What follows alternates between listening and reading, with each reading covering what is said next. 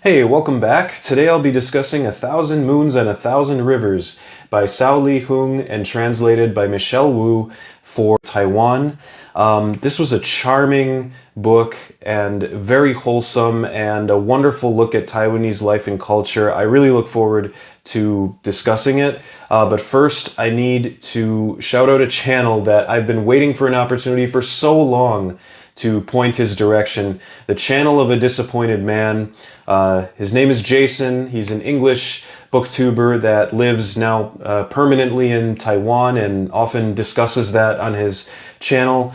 But what I really love about his channel is that, much like me, he kind of just, does the books he wants at the rate that he wants and isn't too concerned, with what else is going on outside, and is always a pleasure to listen to. He's much more succinct than I am usually, and but he's just been a great person to get to know as he reached out to me very early on in the stages of my channel. So I'm gonna link his channel in the description and really recommend you check him out.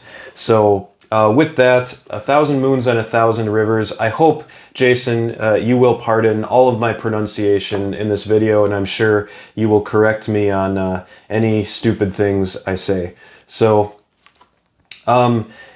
this book starts out as just the life growing up of a girl who will become a woman named Zhengwan, Zhenguan.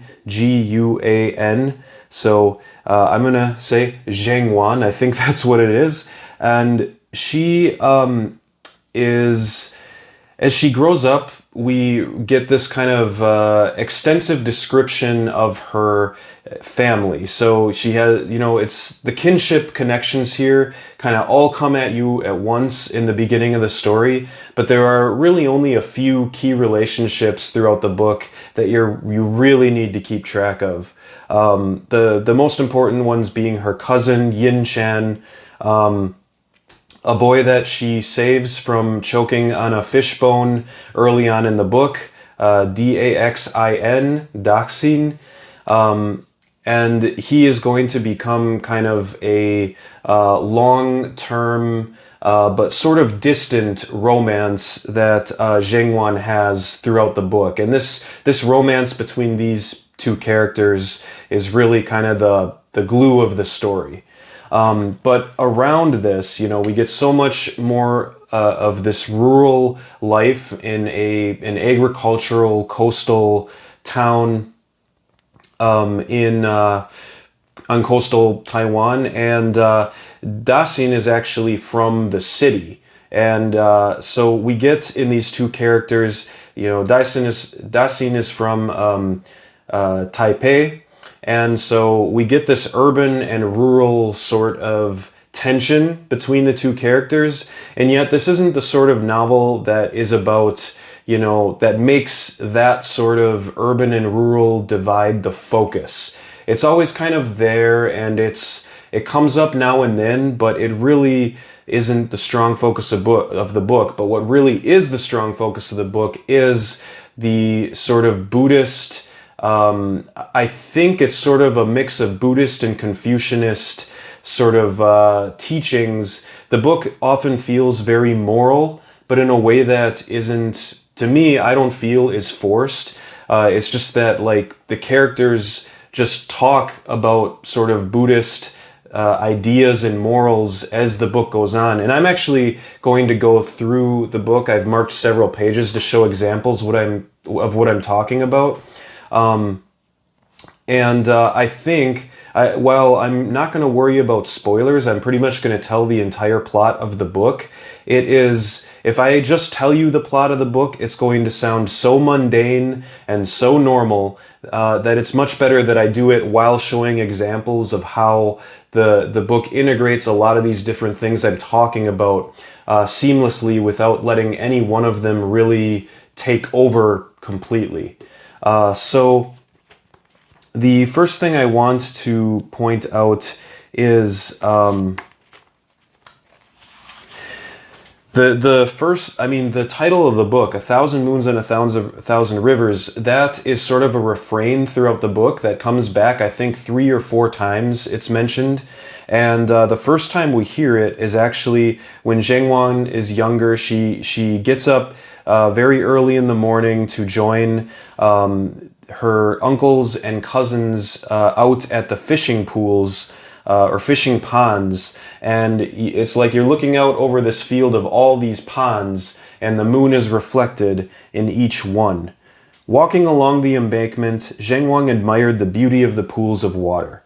The moon was mirrored on the surface of each fish pond, and the water shimmered in its light. 1,000 moons reflected on 1,000 rivers. What a sight to behold! In the distance, lanterns hanging from the thatched fishing huts lit up the night, adorning heaven and earth so touchingly, so magnificently. It was no wonder that they had become the best of the 8 sights of Budai Harbor. There is this romantic description of the countryside, really some beautiful descriptions in this book, and some very poignant and sincere symbolism. There's this sense of like sincerity to this book where reading it coming from in this setting is far different from reading a book like this if it were, say, a high school and college romance from the United States. There is something essentially different that I hope will emerge as I'm reading this, and it could be that I'm projecting things that aren't there, but I'll talk more about that as I go on, because I did really find this book unlike any other I had read, and in a surprising way. Another part, which was funny because Jason at Disappointed Man, he asked me if anyone had eaten sweet potatoes in the book, and right after he asked me that question, I started this chapter 6, and it goes, "The night Yin Chen had the idea of fixing up something for them to eat before going to bed. So she went to the kitchen and found some sweet potatoes, which she chopped into thin slices and cooked in a clear broth. The broth, pure and sweet, did not contain any rice, and the sweet potatoes were fresh from the garden. One bowl was not enough for Zhengwan."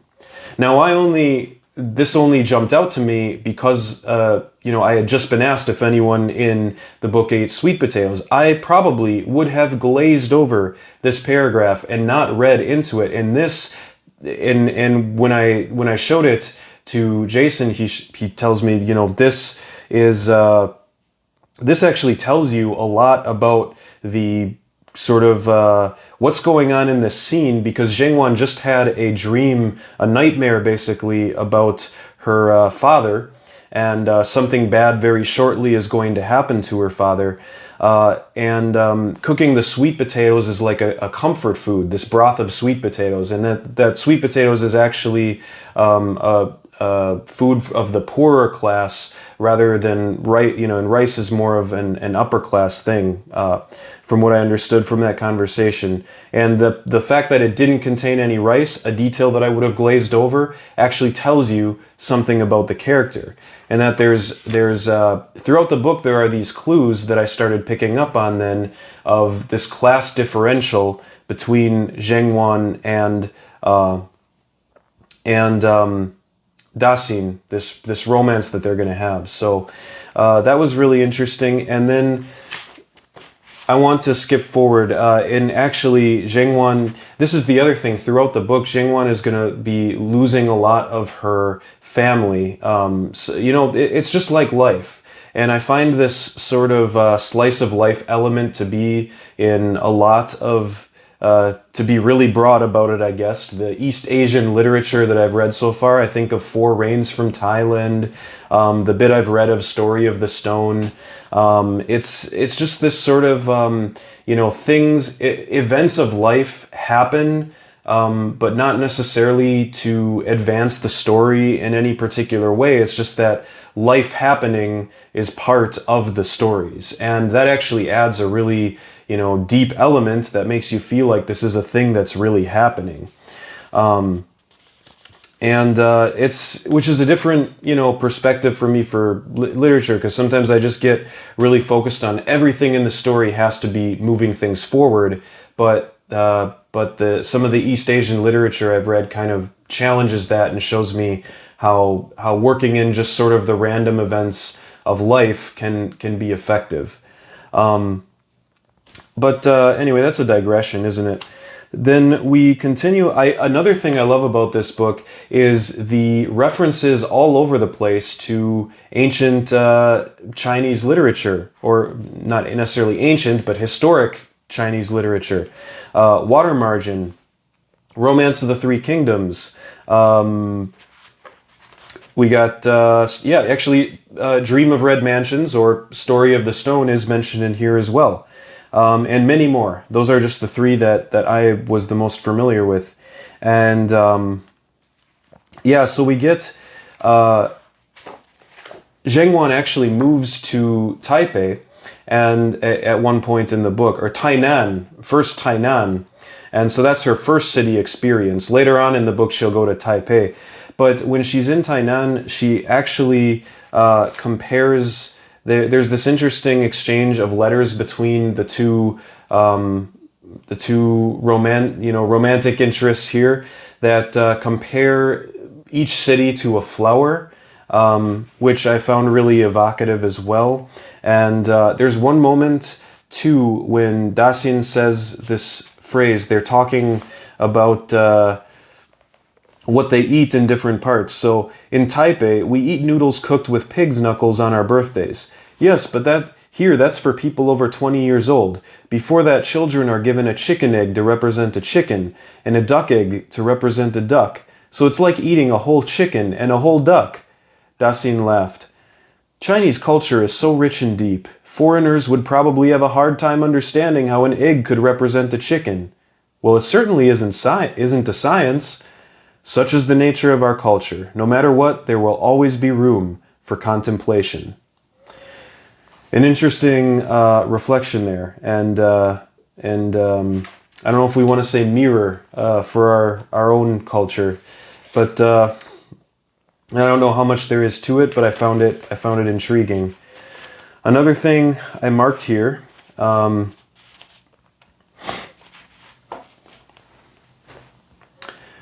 We get a lot of meditations in the book as these two are falling in love with each other. It's almost always from the perspective of Zheng Wan, the girl, and she's now growing up to womanhood, and working in Tainan. And one of her meditations here is, why do people yearn for romantic attachment? It is the source of such heartache and pain, and the torment outlasts death. She remembered the poet Su Dongpuo's words, "If alive I shall return to you, if death is the cause of our separation, you shall live in my mind forever." This is the story of all our lives. First uncle was living, so he had found his way back home. Zheng Wan's father and second uncle had passed away, but they would be remembered by their loved ones for generations to come.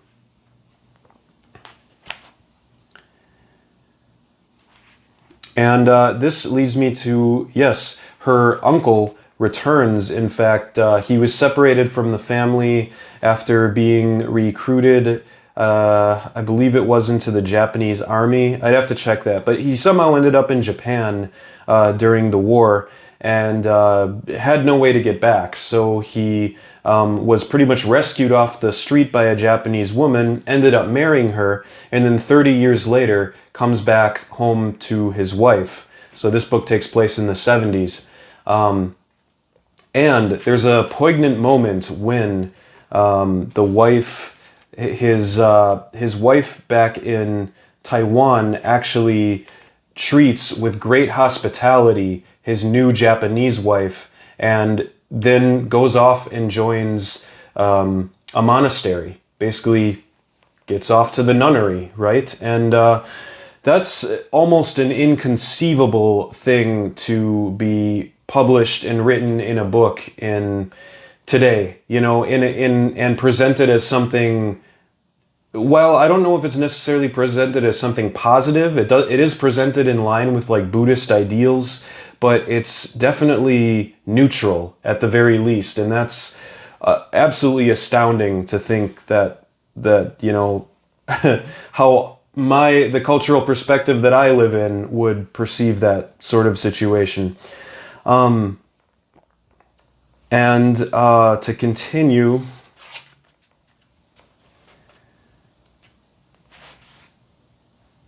oh yes, Tales from a Chinese Studio is mentioned in here as well. I think it's the same.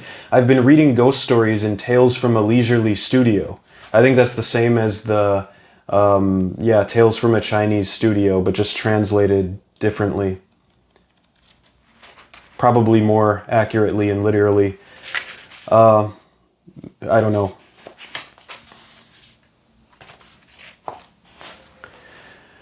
Oh, I loved this. In one exchange, now one thing, these two lovers, but they never actually. The thing is, these two never actually consummate their love physically. This entire romance in the book is done through this completely emotional courtship.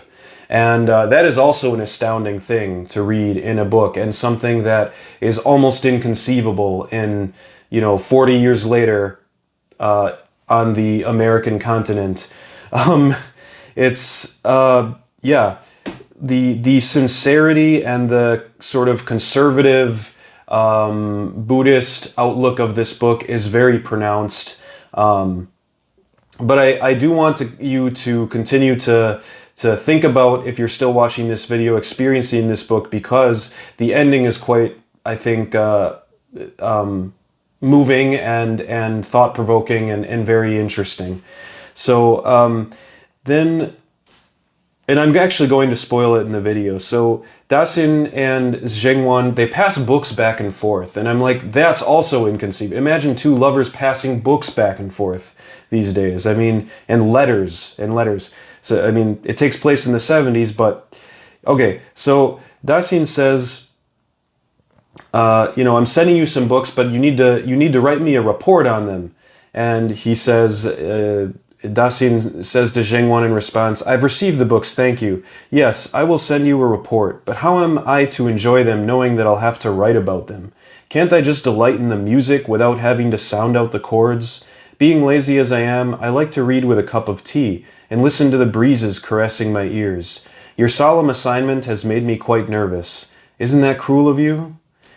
And I really liked that, because I essentially, when I make these videos, I'm giving you a book report on every book, aren't I? It's a little bit haphazard and chaotic, but I'm giving you a book report. And I've recently really started trying to enjoy the books without thinking about what I'm going to say again, because I've really gotten into this loop where I'm thinking about it a lot. But no, you just, like, sometimes you really just have to feel what you're reading and just enjoy it. And who cares if you absorb everything, but the important thing is you're enjoying something about it. So, to continue, at some point in this book, Daxin and Zhengwan, they break off, they have a falling apart, and it's because Daxin isn't hearing from Zhengwan for a long time when he goes off to the military, and so she gets worried and writes to his mother to try, to tell his mother she's worried about him. And then his mother actually goes to see him, and at this point Daxin just completely cuts off connection with her for the rest of the book.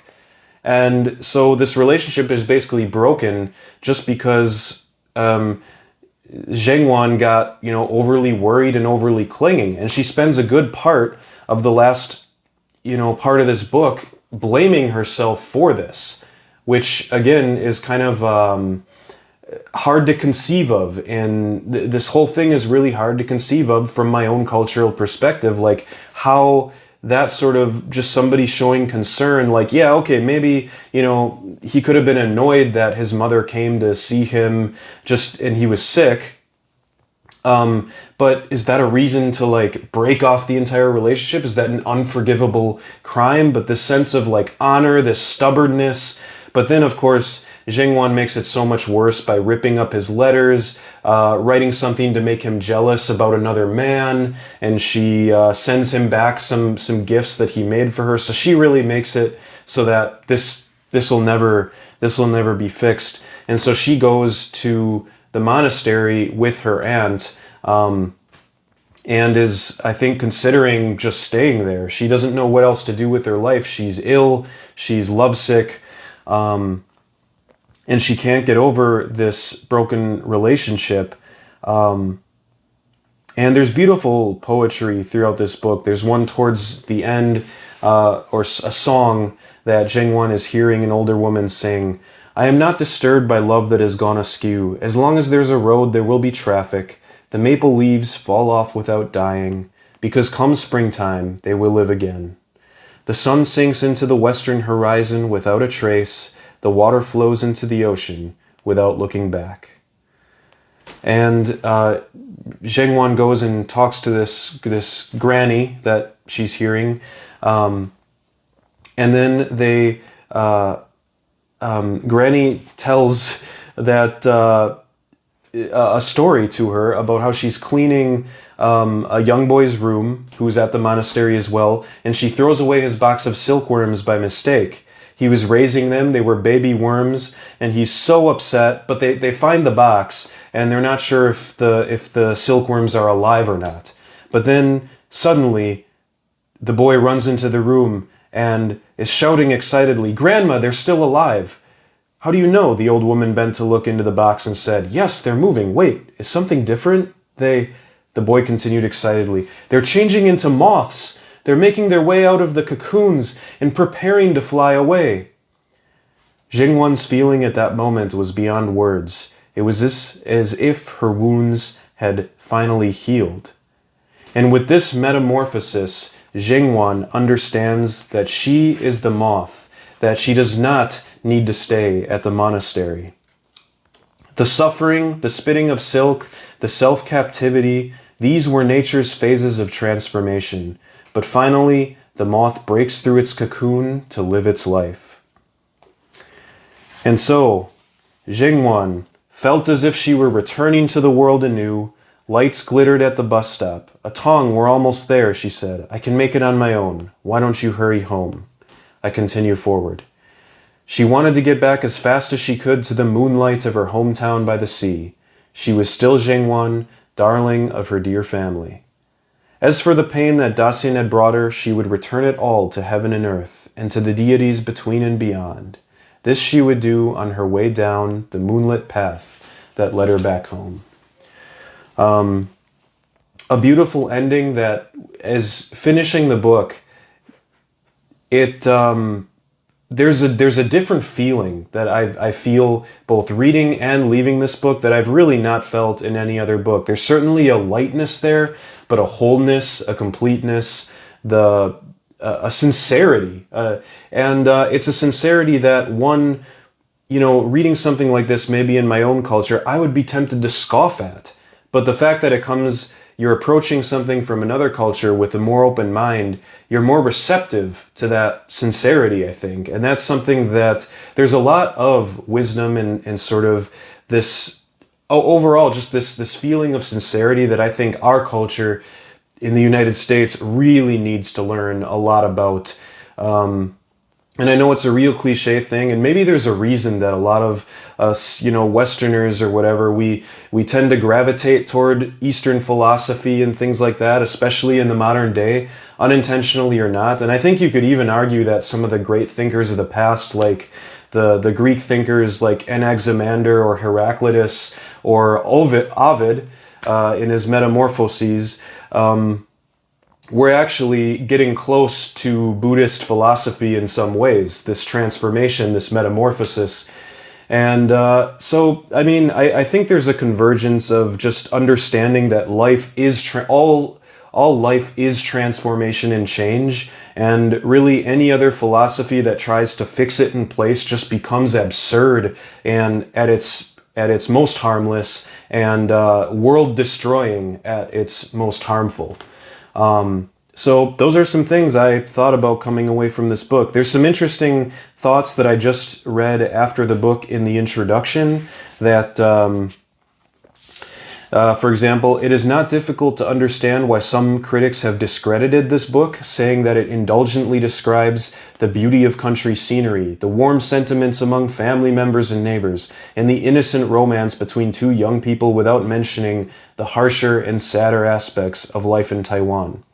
I would argue, however, that many writers of love stories have concentrated on the positive, When Shakespeare wrote Romeo and Juliet, he did not dwell on the deadly plague sweeping through Europe at the time, but rather focused on the romantic and tragic love story that only has room for two protagonists.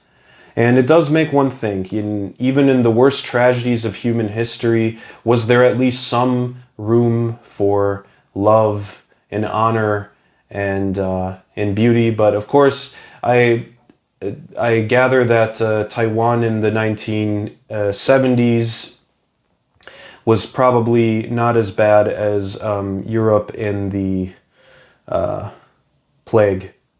Black Plague years. So anyway, that is 1,000 Moons and 1,000 Rivers, and thank you for watching. I hope you enjoy. We'll see you next time.